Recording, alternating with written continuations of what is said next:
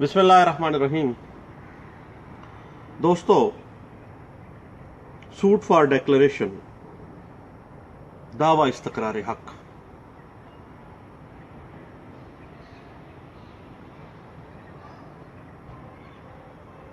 इस्तेहकाक का मतलब यह है कि कोई ऐसा शख्स जिसकी कोई कानूनी हैसियत हो या किसी जायदाद में किसी भी किस्म का कोई कानूनी हक हो,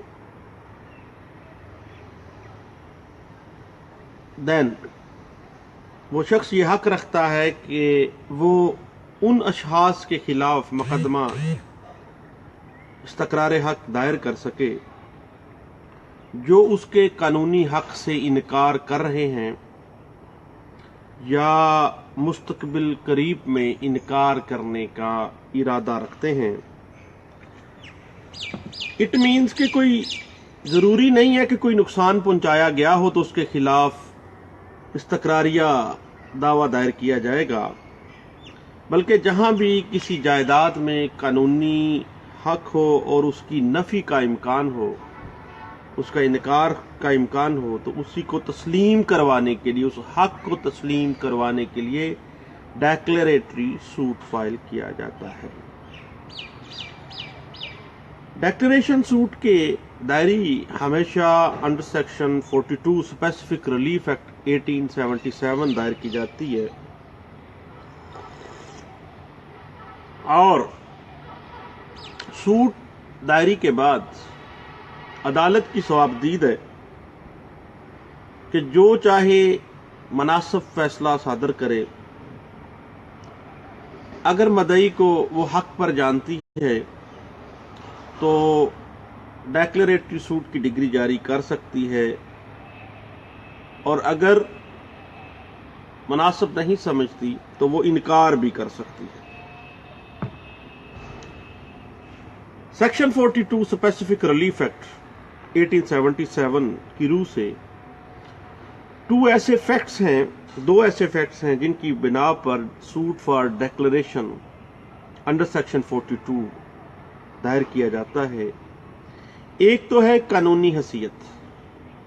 और दूसरी जायदाद के राइट्स के बारे में है। जहां तक कानूनी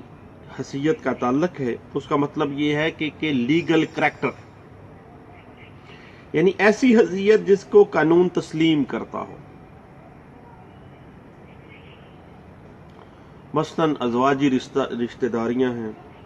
बहन भाई का ताल्लुक है, हक के वरासत है, शनाख्ती कार्ड में असल तारीख पैदाइश ये है तो वो दुरुस्त किया जाना मेरा हक है, वगैरह वगैरह। अगर कोई वारस बेवा को हक के वरासत से महरूम करना चाहता है और वो कहता है कि ये तो मुतलका है, ये डिवोर्सी है और ये खातून विडो नहीं है, तो उसके पास हक है कि वो डिक्लेरेशन सूट के जरिए under section 42 specific relief act 1877 अपने आप को बेवा डिक्लेयर करवाए।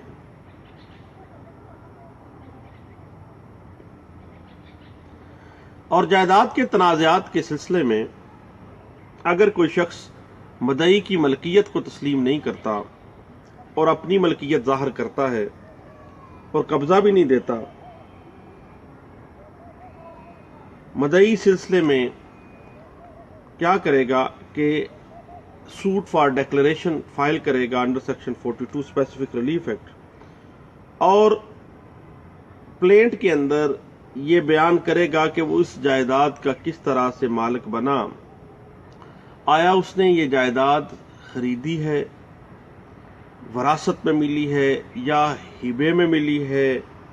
और कब मिली है। ये तमाम बयान जो है मुफस्सल लिखा जाएगा और कब्जा के हवाले से भी बयान लिखा जाएगा,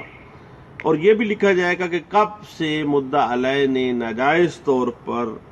उसकी जमीन के ऊपर जो उसने इन हालात में बैनामा से या हिबा से या वरासत से हासिल की है, नाजायज कब्जा किया है,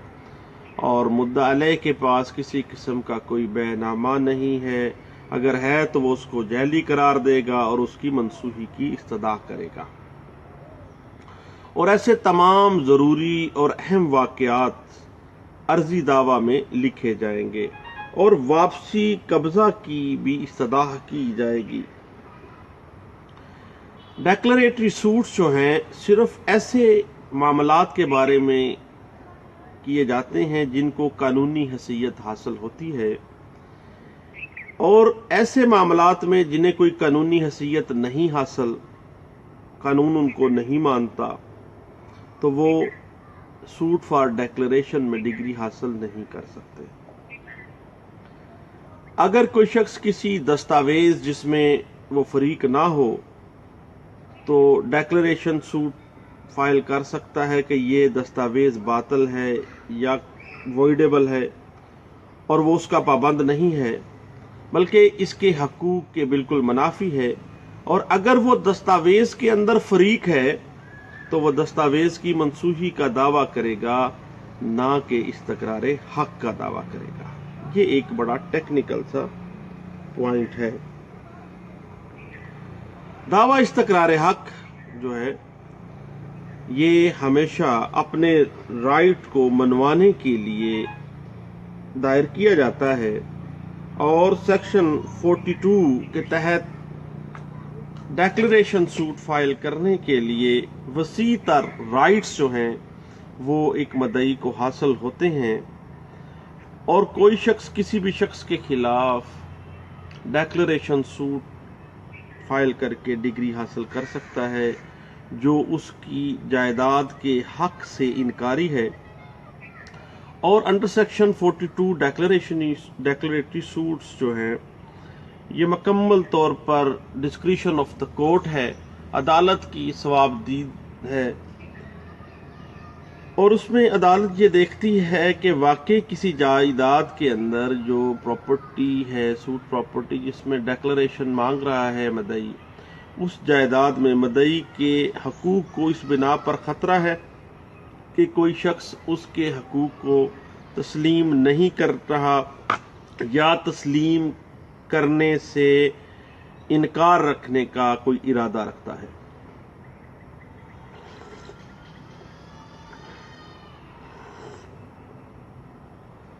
suit for declaration under section 42 specific relief act میں مدعی جو ہے یہ دیکھا جاتا ہے کہ مدعی ایک خاص قانونی حیثیت یا کسی جائیداد میں کوئی خاص حق رکھتا ہے۔ اگر رکھتا ہے تو ڈیکلریٹری سوٹ کی ڈگری جو ہے وہ جاری کی جا سکتی ہے۔ ادروائز اگر عدالت کو یہ سمجھ آ جاتی ہے کہ یہ کوئی رائٹ اس کا ہے ہی نہیں تو عدالت کی اپنی ثوابدید ہے۔ ہمیشہ ایسا شخص جس کے کسی قسم کی کوئی قانونی حیثیت ہے اور وہ اس قانونی حیثیت کو منوانا چاہتا ہے دین وہ ڈیکلریٹری سوٹ میں آئے گا، اور ایسا شخص جس کو کسی جائیداد میں کوئی حق حاصل ہے اور اس کی جائیداد کے اس حق کو تسلیم نہیں کیا جا رہا تو دین وہ ڈیکلریٹری سوٹ میں آئے گا۔ تو اس میں بنیادی انگریڈینٹس کیا ہیں سیکشن 42 اسپیسیفک ریلیف ایکٹ کے؟ پہلی بات یہ ہے کہ جو مدعی ہے پراما فشائی آن رائٹ ہو، دعویٰ استقرار حق دائر کرنے سے پہلے یہ چیز سامنے آ جائے کہ دعوے کے دورانیے میں مدعی کا جو دعویٰ ہے بظاہر حق پر مبنی ہے یا نہیں ہے۔ اگر حق پہ مبنی ہے، کوئی رائٹ اس کا کریٹ ہو رہا ہے، دین وہ مینٹینیبل ہے، ادروائز وہ مینٹینیبل نہیں ہے۔ دوسری چیز یہ ہے کہ entitle to the legal character ہے مدعی۔ دعویٰ دائر کرتے وقت مدعی کو کوئی قانونی حیثیت حاصل ہے یا کوئی قانونی حیثیت حاصل نہیں ہے، یہ بات سب سے اہم ہے اور یہ مد نظر رکھنی چاہیے۔ لیگل کریکٹر کے اندر ایک شخص کا عام کردار اور سٹیٹس جو ہے، جو لیگل اس کا سٹیٹس ہے، یہ تمام چیزیں شامل ہیں۔ یہ وہ حیثیت اور وہ کردار ہے جو ایک شخص قانون کی نظر میں رکھتا ہے۔ کیا اس کا یہ اس جائیداد میں یا اس سٹیٹس کے اندر وہ کوئی رائٹ کریٹ ہو رہا ہے یا نہیں ہو رہا۔ لیگل رائٹ، مدعی کو جو حق حاصل ہو جو اس کی حیثیت ہو اس کی نفی سے بچنے کے لیے مدعی دعویٰ کر رہا ہو، اور اس میں یہ بیسک انگریڈینٹ ہے اس بات کا کہ وہ لیگل رائٹ ہو، قانونی حیثیت ہو، قانونی حق ہو۔ اگر قانون اس حق کو نہیں مان رہا، قانون اس حیثیت کو نہیں مان رہا، تو جناب وہ قانون کی نظر میں نہ حق ہے نہ اس کا کریکٹر ہے۔ دوسری بات یہ ہے کہ ڈیفینڈنٹ نے پلینٹف کے حق جائیداد یا اس کی جو لیگل کریکٹر ہے اس سے انکار کیا ہے یا انکار کرنے کا ارادہ رکھتا ہے۔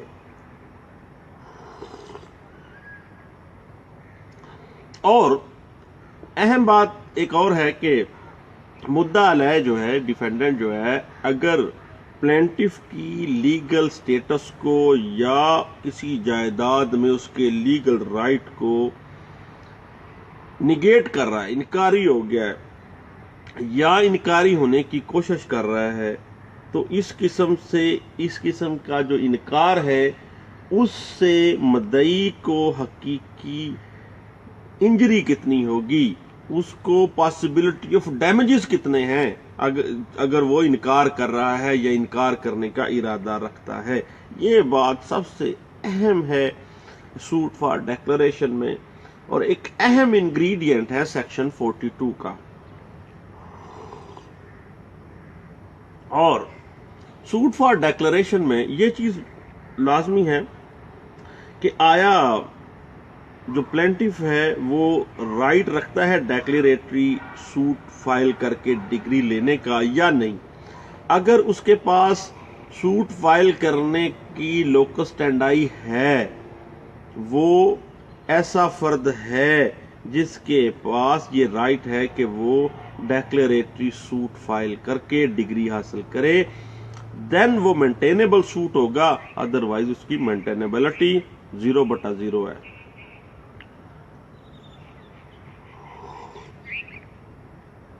اور اس کے بعد دوستو ایک ڈیکلریشن کے اوپر ایک حد لگا دی ہے سیکشن 42 کے اندر ہی۔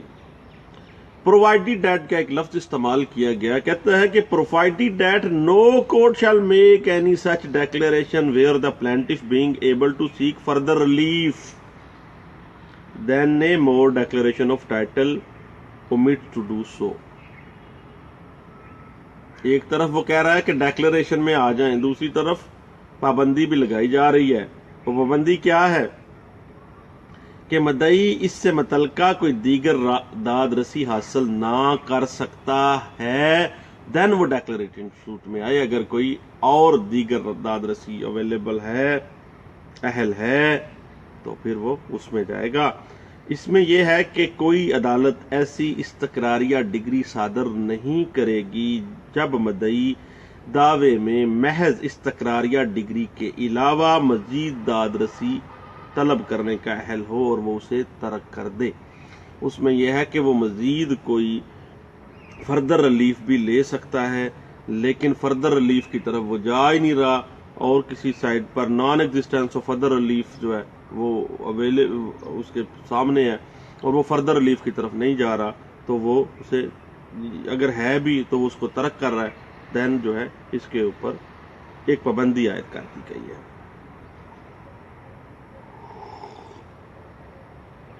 یعنی اس کا مطلب یہ ہے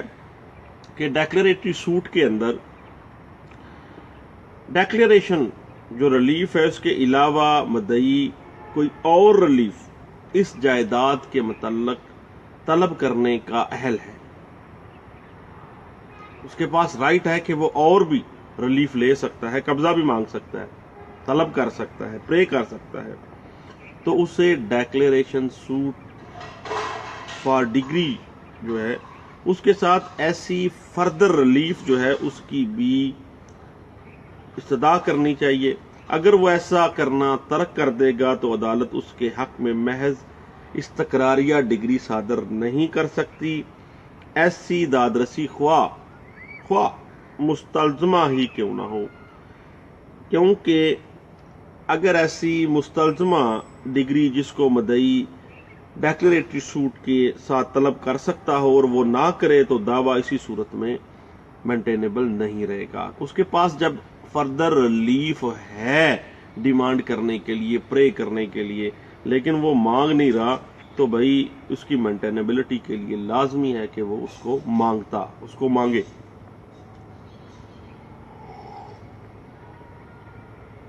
سوٹ فار ڈیکلریشن میں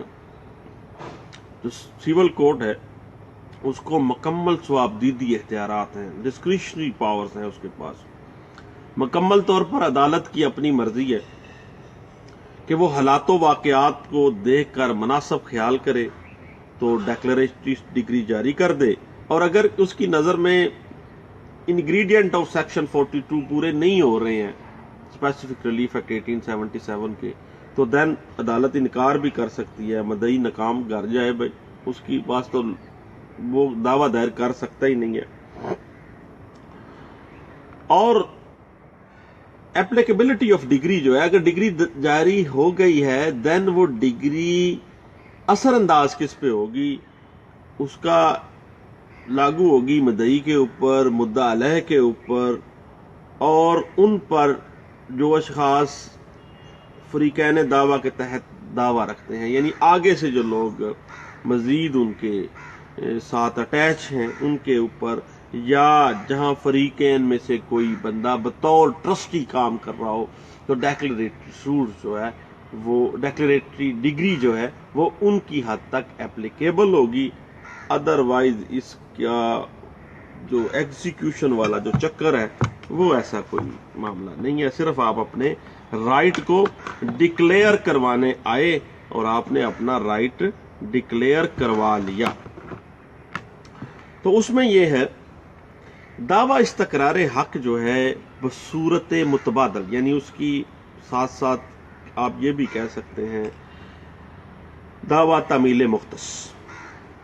یعنی آپ ایک طرف پہ ڈیکلریشن بھی مانگ رہے ہیں اور ساتھ ساتھ کیا مانگ رہے ہیں؟ بصورت متبادل دعویٰ تعمیل مختص. تو بھائی مینٹینیبلٹی بن سکتی ہے، اور ایگریمنٹ ٹو سیل کے اوپر دعویٰ استقرار حق دائر نہیں کیا جا سکتا، صرف دعویٰ تعمیل مختص کیا جائے گا. یہ بات انٹرپریٹ بھی کی گئی ہے 2000 NLR SCJ پیج ہے 286 میں. اور ڈیکلریٹری سوٹ ہمیشہ صرف اسی صورت میں دائر کیا جائے گا جب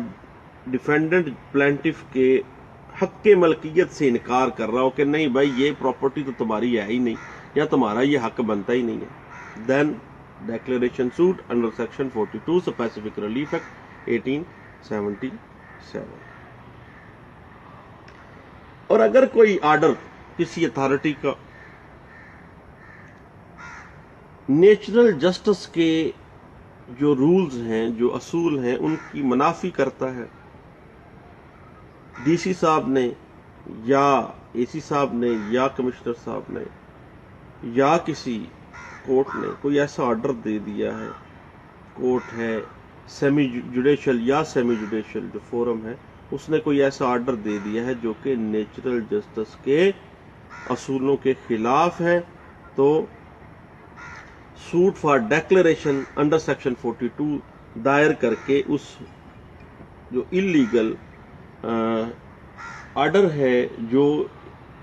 قدرتی انصاف کے اصولوں کے خلاف ہے اس کو منسوخ کروایا جا سکتا ہے.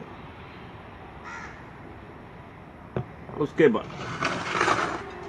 یہ بات تو ایک سیٹلڈ پرنسپل ہے، سب لوگوں کو پتا ہے کہ اقرار نامہ جو ہے وہ کسی قسم کی کوئی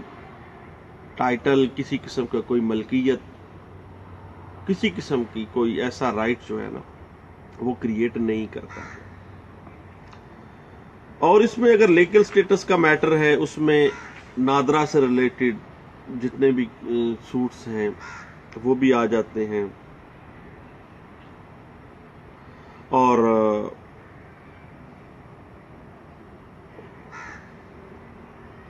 اس میں دونوں پارٹیز جب بھی ڈیکلریٹری سوٹ انڈر سیکشن 42 میں آئیں گی تو اپنی جو پلیڈنگز ہیں ان کی پابند ہے، قطعی صورت پلیڈنگز سے بیانڈ نہیں جا سکتی، ایویڈنس میں بھی اب بیانڈ نہیں جائے گی. اور ڈیکلریٹری سوٹ میں ایک اہم معاملہ جو ہے وہ یہ ہے کہ اس میں جو پلینٹیف ہے اس کو دعویٰ اپنے ثبوت سے ثابت کرنا ہے، اپنے ایویڈنس کے ساتھ، اسٹرانگ ایویڈنس کے ساتھ اس نے ڈیکلریٹری سوٹ میں اپنے رائٹ کو ڈکلیئر کروانا ہے، ثابت پروف کرنا ہے، لیکن اس کو قطعی صورت قانون اس چیز کی اجازت نہیں دیتا کہ وہ ڈیفینڈنٹ کی کمزوریوں سے فائدہ اٹھا کے ڈیکلریٹری سوٹ اپنی ڈگری کروا کے لے جائے۔ ایسی کوئی پروویژن، کوئی قانون اس چیز کی کو سپورٹ نہیں کرتا۔ سوٹ فار ڈیکلیریشن جو ہے اس کے اوپر under section 7 sub section 4A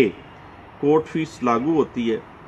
جس کے مطابق مالیت جائیداد پر کورٹ فیس لگے گی، لیکن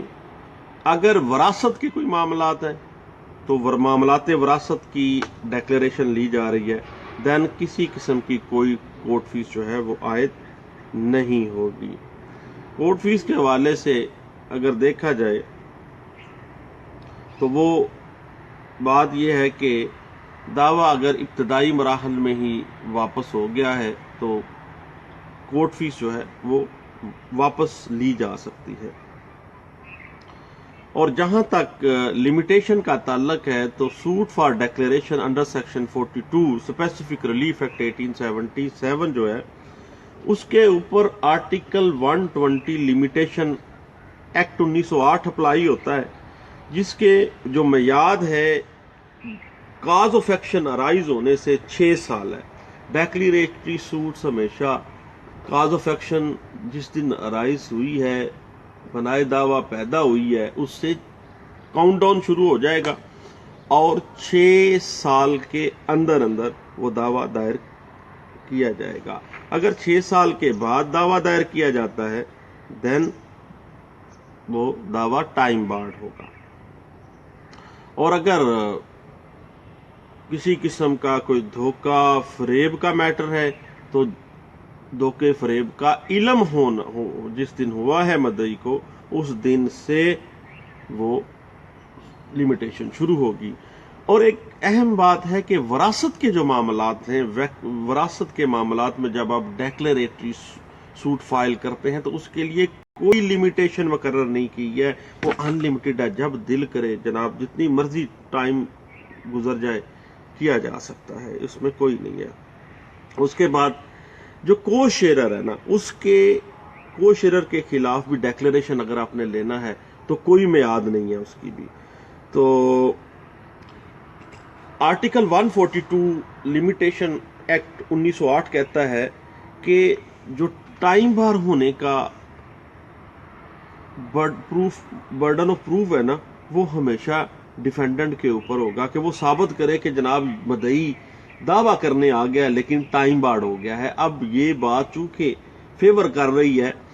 ڈیفینڈنٹ کو، تو ڈیفینڈنٹ جو ہے وہ باؤنڈ ہے انڈر آرٹیکل 142 لمیٹیشن ایکٹ 1908 کہ وہ جناب ثابت کرے گا، برڈن آف پروف اسی کے اوپر ہے کہ جناب یہ ثابت کرو کہ یہ دعویٰ جو ہے وہ ٹائم بار ہے۔ تو یہ چند چیزیں تھیں ڈیکلیریٹری سوٹ کے حوالے سے جو صبح جناب چائے پیتے پیتے میں نے کہا اپنے دوستوں سے شیئر کرتے ہیں۔ تو چھٹی انجوائے کر رہے ہیں جناب، چھٹیاں ہو گئی ہیں، آج ہم نے تو کر لی ہے جناب۔ بہت شکریہ جی، اللہ حافظ، تھینک یو۔